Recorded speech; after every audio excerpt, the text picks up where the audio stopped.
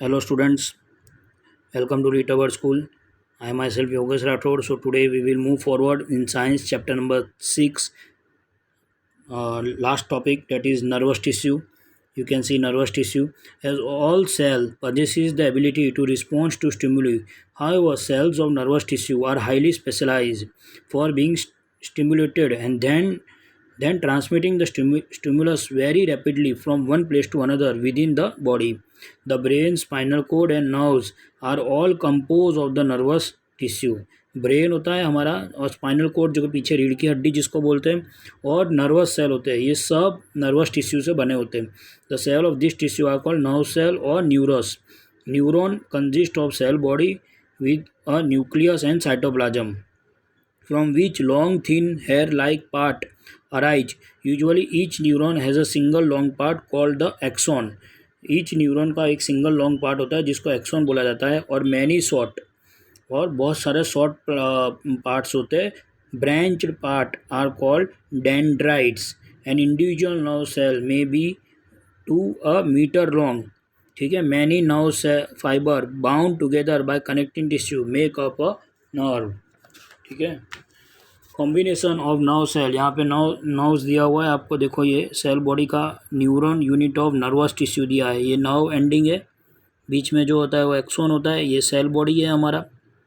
ठीक है. उसमें ये जो बीच में है वो न्यूक्लियस होता है, और ये जो लास्ट पार्ट होता है हमारा ऊपर, that is dendrite. So combination of nerve and muscle tissue in fundamental to most animal. This combination enables the animal to move rapidly in response to stimuli.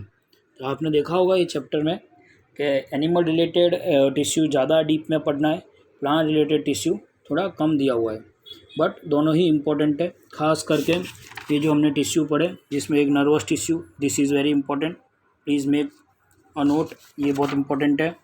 Then you can see जो हमने आगे पढ़ा complex permanent tissue. ये complex permanent tissue, simple permanent tissue, इसका difference between exam में आ सकता है. ठीक है. और एक मेरिस्टेमेटिक टिश्यू, ये भी एग्ज़ाम में कई बार पूछाता है. ठीक है.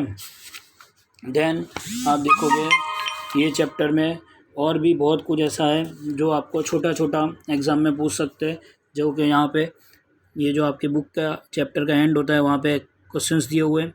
छोटी छोटी चीज़ें यहाँ से पूछ सकते हैं आपको.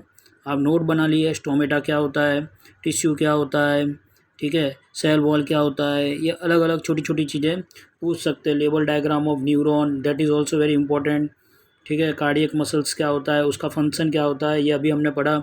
सो this all things are very important. Epidermis का रोल क्या होता है प्लांट्स के अंदर, पेरेंकीमा टिश्यू क्या होता है, क्लोरेंकीमा टिश्यू क्या होता है, दोनों का डिफरेंस बिटवीन एग्जाम में आ चुका है ऑलरेडी. ठीक है. तो ये बहुत इंपॉर्टेंट है, प्लीज़ उसका डिफरेंस बिटवीन आप पढ़ लीजिए एग्ज़ाम के लिए. ठीक है. फंक्शन ऑफ स्टोमेटा, स्टोमेटा बहुत इंपॉर्टेंट क्वेश्चन है, ये भी एग्ज़ाम में पूछ चुके हैं. स्टोमेटा का फंक्शन बताइए. ठीक है. तो यही बात है. और यहाँ पे शॉर्ट में समरी दी है क्या क्या हमने अभी तक पढ़ा, तो ये भी आप एग्ज़ाम के अगले दिन गो थ्रू कर दीजिए, आपको बेनिफिट होगा. ठीक है. ये परमानेंट टिश्यू होता है. Permanent tissue simple complex. Simple में क्या होता है कोलेंकीमा, कॉम्प्लेक्स में क्या होता है जाइलम और फोलियम, मैंने आपको बताया था. ठीक है. तो ये है, एक बार रिपीट कर लेना. थोड़ा डिफ़िकल्ट चैप्टर है, बट आप लोग 2-3 बार टॉपिक को पढ़ोगे थोड़ा थोड़ा अंडरस्टैंडिंग ज़रूर आएगा. ठीक है. So all the best. Thank you. We will do next chapter in another lecture. Thank you.